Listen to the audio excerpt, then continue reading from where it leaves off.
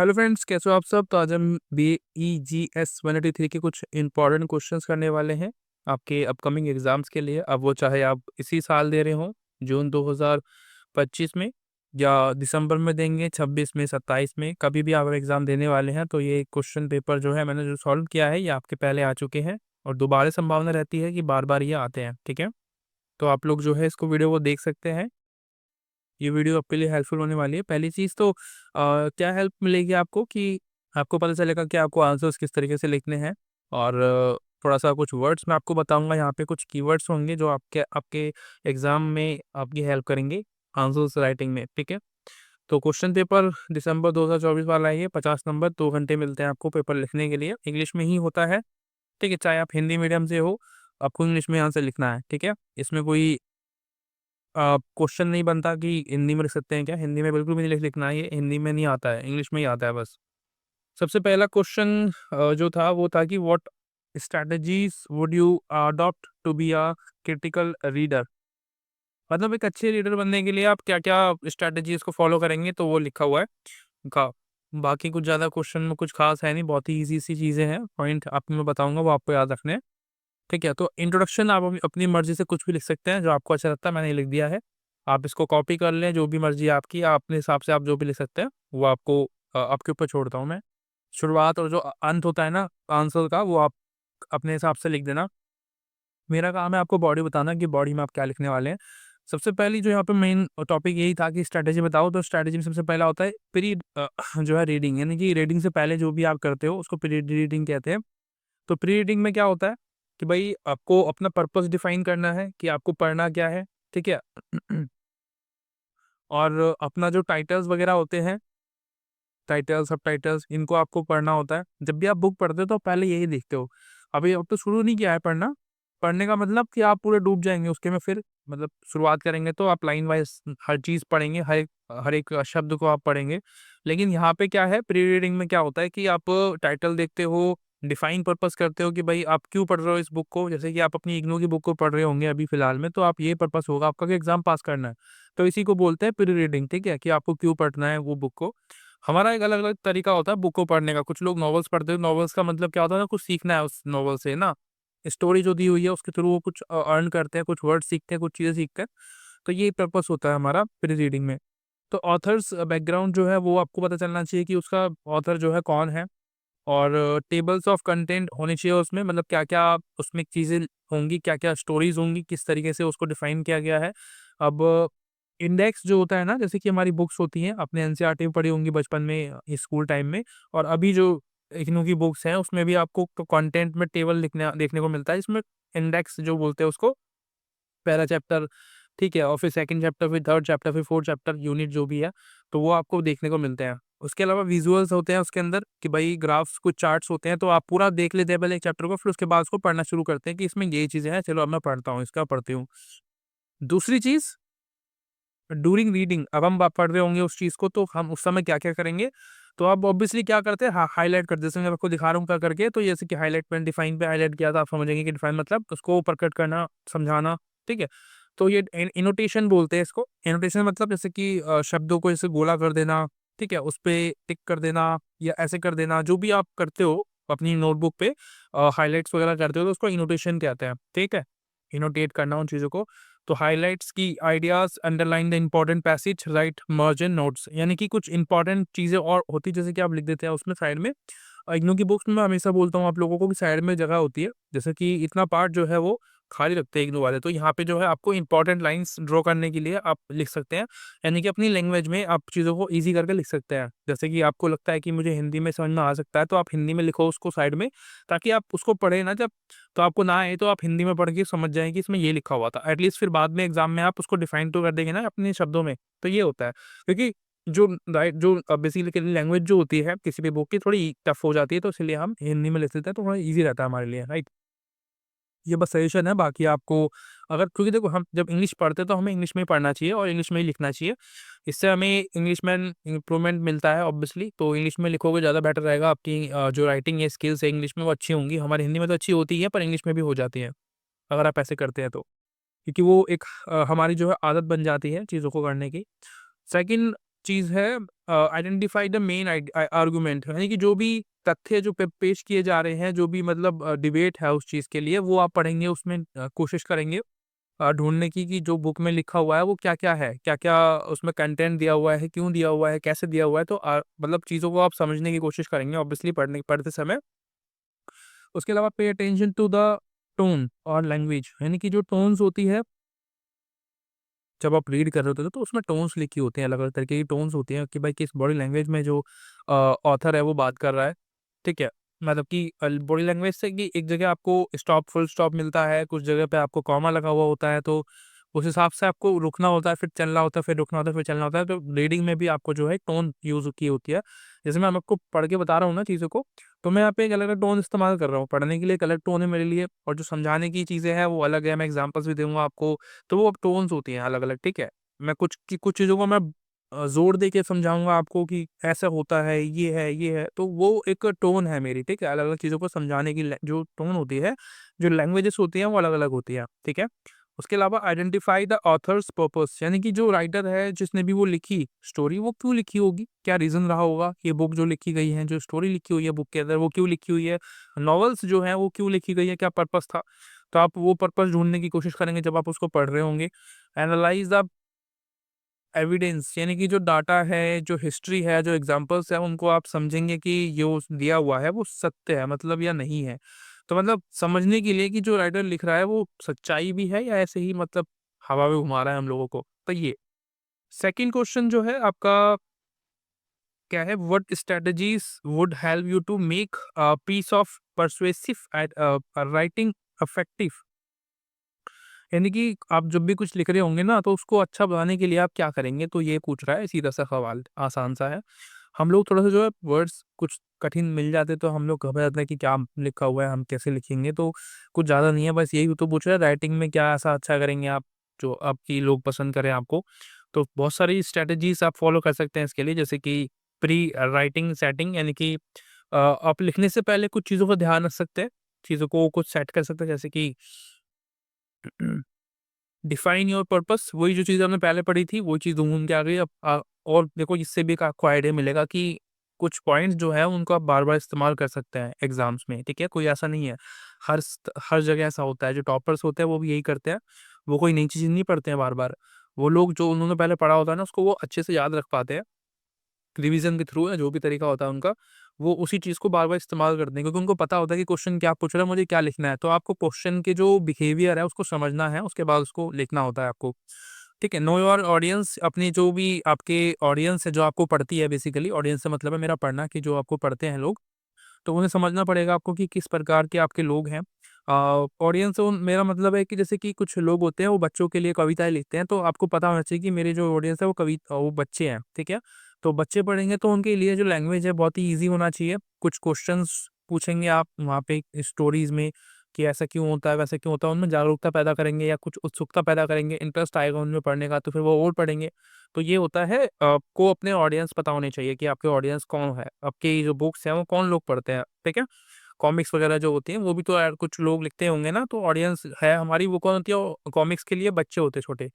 और their knowledge of no level, मतलब उनका जो स्तर है, मैंने आपको बताया बच्चे भी होते हैं, महिलाएँ भी होती हैं, पुरुष भी होते हैं, बुजुर्ग भी होते हैं, तो सभी का अलग-अलग लेवल होता है पढ़ने का, समझने का।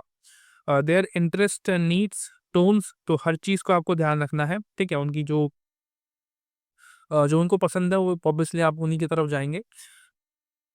सेकंड है ब्रेनस्टॉर्म एंड गैदरिंग इन्फॉर्मेशन। सबसे ज़रूरी चीज़ ये भी होती है कि आपको जो भी आप स्टोरी लिख रहे होंगे ना, तो उसके लिए आपको कुछ जानकारी इकट्ठी करनी होती है, कुछ डाटा इकट्ठा करना होता है, कुछ फैक्ट, कुछ एग्जांपल्स, जिससे कि आप अपने आइडिया को, जो भी आपके दिमाग में आ रहा था, उसको आप प्रेज़ेंट कर पाएँ, ठीक है? आप एक तथ्य के साथ में उसको, फैक्ट के साथ में उसको आप प्रेज़ेंट कर पाएँ, तो ये ब्रेनस्टॉर्मिंग और गैदरिंग इन्फॉर्मेशन के अंदर आता है, ठीक है?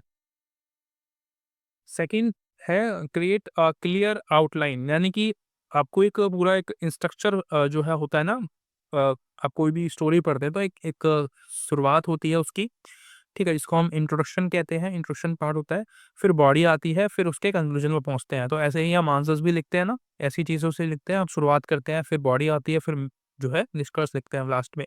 तो ऐसा ही जो है एक आपको आउटलाइन क्रिएट करना है कि ये पेज ये शुरुआत है, ये अंत है, ये इस तरीके से, ठीक है। उसके अलावा drafting, bringing idea to life, यानी कि राइट अ स्ट्रॉन्ग हुक, यानी कि ओपनिंग, यानी कि जो शुरुआत है ना आपकी बहुत ही धांसू होनी चाहिए जब भी आप कुछ लिख रहे होते हैं। धांसू से मेरा मतलब है कि कोई क्वेश्चन पूछ सकते हैं आप, ना लोगों के लिए, लोगों से, कि क्या ऐसा होता है, क्या वैसा होता है, तो उससे उनमें जागरूकता थोड़ा-सा जो है पैदा होती है, या फिर उनको उनमें क्यूरियोसिटी पैदा होती है, कि आगे क्या लिखा होगा, क्या बता रहे हैं इसके बारे में, तो पढ़ते हैं, चलो देखते हैं, एटलीस्ट एक बार देख लेते हैं। तो ये है। उसके अलावा डेवलप अ क्लियर आइडिया, यानी कि एक सही-सा एक अंदाज़ा आपको देना है लोगों को कि मैं किस टॉपिक पे बात करने वाला हूँ, ठीक है? Focus on clarity and conciseness. Clarity तो ऑब्वियसली होनी चाहिए, और छोटा जो है, जो भी आप लिखते हैं ना, तो उसको बड़ा शॉर्ट में रखिए।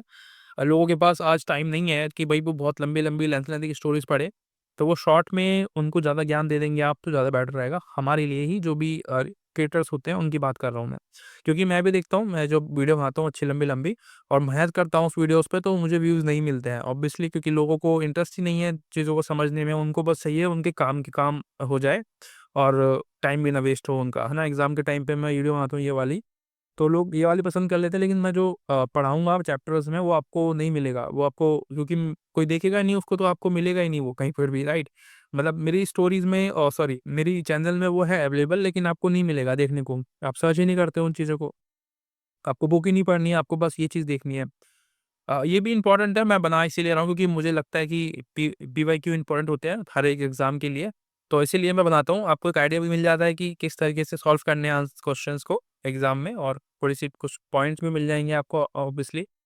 सेंटेंस स्ट्रक्चर, है ना? और provide sufficient evidence, be specific. Specific से मतलब है कि, मतलब आपको जो भी आप लिख रहे हैं ना, आपको पता होना चाहिए, आप कहीं और ना भागे, भटके ना अपने टॉपिक से, कि कभी पता चल रहा है कहीं और जा रहे हैं, कभी गंगना घूम रहे हैं, है ना? कभी मतलब कभी कन्याकुमारी पहुँच गए, कभी आप शिमला पहुँच गए, कभी आप जम्मू कश्मीर पहुँच रहे हैं, है ना? और कभी आप सिक्किम पहुँच जा रहे हैं, तो ये ना हो, आपको एक जगह रहना है, मतलब अपने टॉपिक पे बना रहना है, ऐसा ना हो कि आप कहीं-कहीं जा रहे हो। एग्ज़ाम्पल आप दे सकते हो, पर आपको बहुत ज़्यादा नहीं भागना है किसी और पे, क्योंकि ये ब्रेक करता है हमारा इंटरेस्ट चीज़ों में, हम पढ़ नहीं पाते फिर, ठीक है।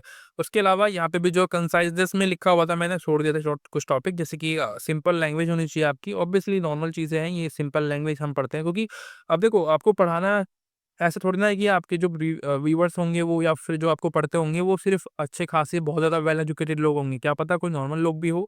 ज़्यादातर लोग यही होते हैं जो कि नॉर्मल होते हैं, ठीक है? वो लोग ज़्यादा पढ़ते थे, न्यूज़पेपर वगैरह पढ़ते, तो उसमें लैंग्वेज आप देखते हो बहुत ही ईज़ी होती है। मैं द हिंदू की बात नहीं कर रहा हूँ। द हिंदू, इंडियन एक्सप्रेस, ये बहुत ज़्यादा टफ़ी लैंग्वेज इसमें यूज़ करते हैं ये इंग्लिश में।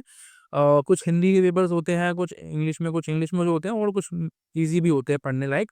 पर ज़्यादातर जो, जैसे कि ज़्यादातर क्या, कुछ पेपर ऐसे हैं, जैसे कि द हिंदू है, इंडियन एक्सप्रेस है, थोड़े मुश्किल लैंग्वेज में है। मुश्किल मतलब कौन-सी लैंग्वेज बनी मुझे समझ में नहीं आता। मैंने पढ़ने की कोशिश भी की, तो मुझे समझ में नहीं आया वो क्या लिखा हुआ है उसके अंदर, ठीक है। बाकी उनका भी एक अलग स्टैंडर्ड है भई, वो भी पढ़ते होंगे कुछ लोग उस चीज़ को भी। और एक्टिव वॉइस आपको यूज़ करनी है, ठीक है? पैसिव वॉइस का इस्तेमाल मत कर लेना। उसके अलावा reviewing and reviewing and editing, यानी कि take a break, check for clarity, proofread, get feedback, read aloud. मतलब एक तरीके से आपको, जब भी आपने पूरा लिख दिया, ठीक है? अपना पूरा स्टोरी कंप्लीट करने के बाद आप क्या करेंगे, आप 1-2 बार ऐसे प्रूफ रीडिंग करते हैं ना, कि भाई मैंने कोई गलती तो नहीं की है। तो आप चेक करेंगे अपनी चीज़ों को, ब्रेक लेने के बाद पहले आप लिख दो पूरा, ठीक है? मैं आपको तरीका बता रहा हूँ, आप लिखेंगे वो नहीं करेंगे, मुझे नहीं मतलब उससे, एग्ज़ाम के पॉइंट ऑफ व्यू से बता रहा हूँ मैं आपको। तो रिव्यूइंग एडिटिंग मतलब होता है, आप पहले आपने लिख दी स्टोरी, ठीक है? आप देख लो आराम से, अगर आपको लगता है कि थकावट हो रही है तो सो जाओ। मैं आपको इमेजिन करा रहा हूँ चीज़ों को।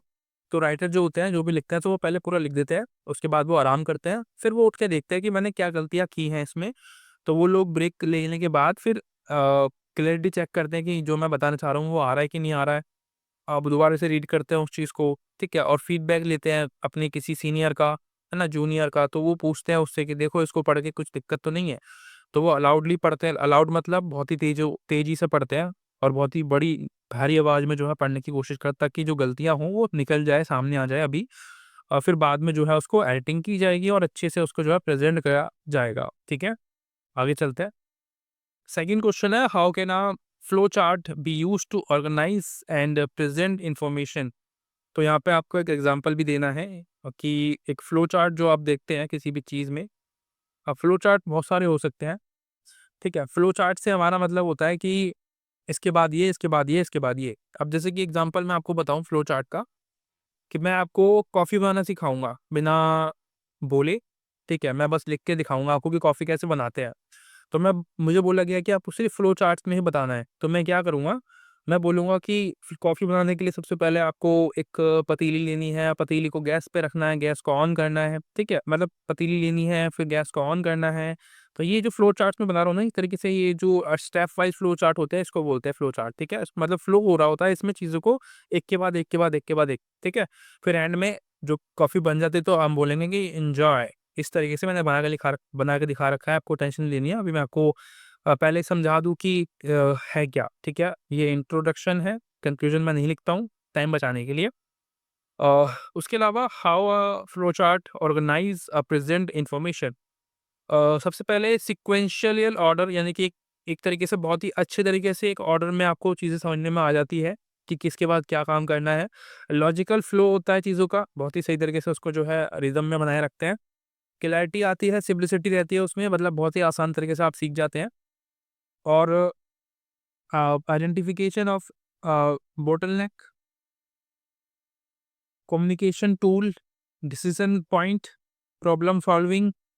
उसके अलावा और क्या है इसमें, सिंबल्स। सिंबल्स में क्या होता है कि कुछ सिंबल्स होते हैं जो कि आप फ्लो चार्ट्स में इस्तेमाल कर सकते हो, जैसे कि ओवल्स हो गया, रेक्टेंगल्स हो गए, डायमंड्स हो गए, एरो, जो एरोज होते हैं इस तरीके से या इस तरीके से, तो ये एरोज इस्तेमाल कर सकते हैं आप लोग। ठीक है। और कुछ और आकृतियाँ होती हैं सिलेंडर टाइप की, और पैरेलल और पैरेलल जो भी कुछ-कुछ वर्ड्स में ना मतलब प्रोनाउंस करने में दिक्कत होती है, तो मैं लीव करता हूँ चीज़ों को, क्योंकि फिर आप लोग मज़ाक उड़ाते हो बाद में कमेंट सेक्शन में आके। तो देखो ये एग्ज़ाम्पल है, बस एक छोटा-सा एग्ज़ाम्पल है, बाकी इसको बहुत ज़्यादा सीरियसली मत लेना, अपने हिसाब से अपने एग्ज़ाम में लिखना। और सबसे पहले चीज़ आप क्या करेंगे, स्टार्ट करेंगे कॉफ़ी बनाना। इसमें आप क्या करेंगे, एक एक चीज़ें लेंगे, एक ब पतीली लेंगे, उसमें आप वाटर को फिल करेंगे, ठीक है? और फिर उसमें कॉफ़ी ऐड करेंगे, ठीक है? और उसके बाद इंसर्ट कॉफ़ी फ़िल्टर, यानी कि फ़िल्टर, कॉफ़ी फ़िल्टर होता है कोई, वो आप डालेंगे उसमें, और मग डालेंगे उसमें, और फिर इसको फेंटेंगे कॉफ़ी को। ऑब्वियसली फेंटना पड़ेगा गर्म पानी में। प्रेस स्टार्ट बटन, और आपको येस करना है, रिमूव मग्स, उसके बाद ऐड शुगर मिल्क, यानी कि शुगर मिल्क डालना है साथ में, और फिर उसको एन्जॉय करना है। तो ये एक तरीके से फ्लो चार्ट होता है। अब कैसे आप कॉफ़ी बना सकते हैं, आपको कॉफ़ी बनानी है या आप कोई और तरीका बता सकते हैं। ठीक है, अब मतलब जैसे कि मोबाइल फ़ोन्स का इस्तेमाल कैसे करते हैं, ये वाली चीज़ जैसे कोई आपको आता हो कुछ नया, तो आप बता सकते हैं कि उसको आप कैसे यूज़ करेंगे, आपको बस इतना सा काम करना है, ठीक है? एग्ज़ाम में अगर पूछता है तो आप ईज़िली आप बता पाएँगे, मुझे पूरा भरोसा है। आशा करता हूँ अभी इतना ही था, क्योंकि मुझे लोग देख नहीं रहे हैं, तो इसलिए मैं वीडियो जो है थोड़ी छोटी रखता हूँ और कम क्वेश्चंस कराता हूँ आपको, क्योंकि देखोगे आप लोग तो भी तो बनाऊँगा ना, मतलब कॉन्फिडेंस जब भी मुझे आएगा, मोटिवेशन मिलेगा, क्योंकि मोटिवेशन के लिए तो आप लोगों से ही मिलेगा obviously. Thank you so much for watching, मिलते हैं अगली वीडियो में, तब तक के लिए बाय बाय, टेक केयर।